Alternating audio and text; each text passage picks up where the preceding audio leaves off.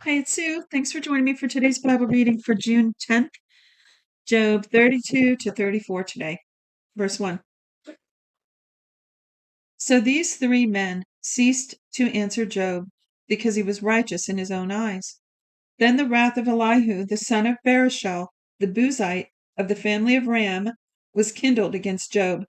His wrath was kindled because he justified himself rather than God. Also, his wrath was kindled against his three friends, because they had found no answer, and yet had condemned Job. Now Elihu had waited to speak to Job, because they were elder than he. When Elihu saw that there was no answer in the mouth of these three men, his wrath was kindled. Elihu the son of Barashel the Buzite answered, I am young, and you are very old. Therefore I held back and didn't dare show you my opinion.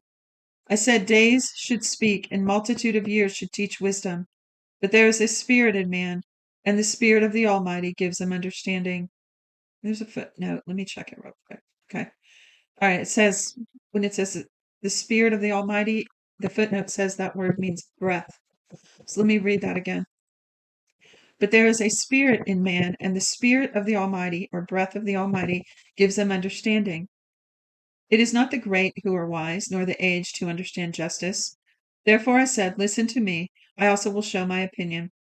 Behold, I waited for your words, and I listened for your reasoning, while you searched out what to say. Yes, I gave you my full attention, but there was no one who convinced Job, or who answered his words among you. Beware lest you say, we have found wisdom. God may refute him, not man. For he has not directed his words against me, neither will I answer him with your speeches. They are amazed, they answer no more. They don't have a word to say. Shall I wait because they don't speak, because they shall stand still and answer no more? I also will answer my part, and I also will show my opinion. For I am full of words. The spirit within me constrains me. Behold, my breast is as wine which has no vent. Like a new wineskins, it is ready to burst. I will speak that I may be refreshed.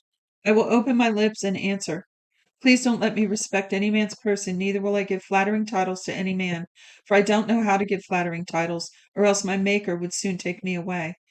However, Job, please hear my speech and listen to all my words. See now, I have opened my mouth. My tongue has spoken in my mouth. My words will utter the uprightness of my heart. That which my lips know, they will speak sincerely.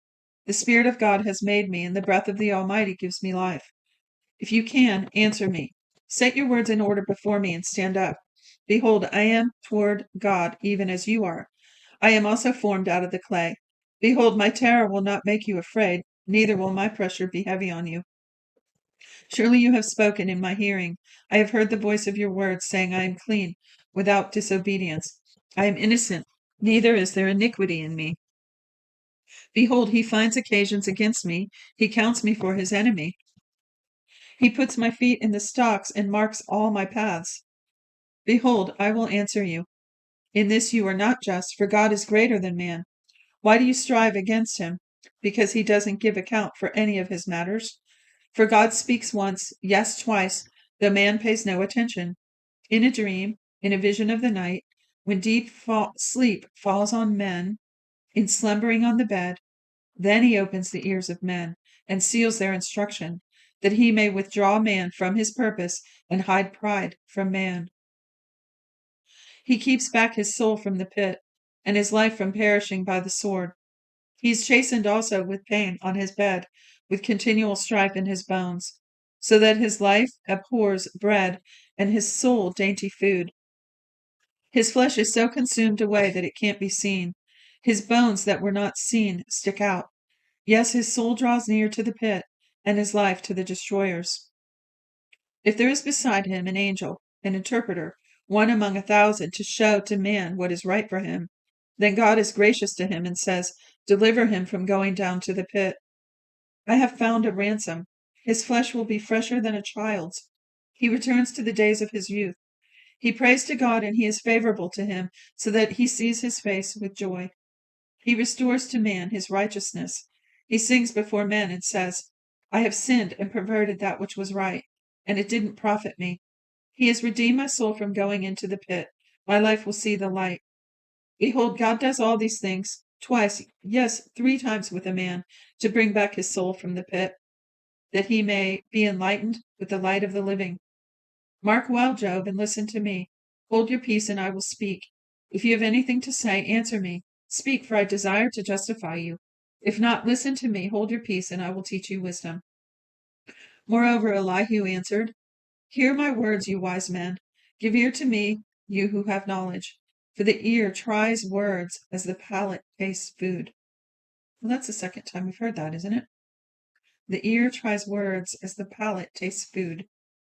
Let us choose for us that which is right. Let us know among ourselves what is good. For Job has said, I am righteous. God has taken away my right. Notwithstanding my right, I am considered a liar. My wound is incurable, though I am without disobedience. What man is like Job, who drinks scorn like water, who goes in company with the workers of iniquity, and walks with wicked men? For he has said, It profits a man nothing that he should delight himself with God. Therefore listen to me, you men of understanding. Far be it from God that he should do wickedness, from the Almighty that he should commit iniquity. For the work of a man he will render to him, and cause every man to find according to his ways. Yes, surely God will not do wickedly, neither will the Almighty pervert justice. Who put him in charge of the earth? Or who has appointed him over the whole world? If he set his heart on himself, if he gathered to himself his spirit and his breath, all flesh would perish together, and man would turn again to dust. If now you have understanding, hear this. Listen to the voice of my words. Should even one who hates justice govern? Will you condemn him who is righteous and mighty? Who says to a king, vile, or to nobles, wicked? He doesn't respect the person of princes, nor respect the rich more than the poor, for they are all the work of his hands.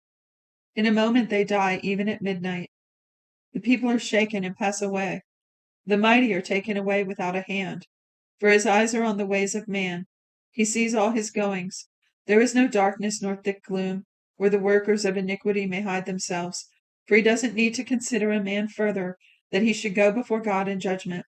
He breaks mighty men in pieces, in ways past finding out, and sets others in their place.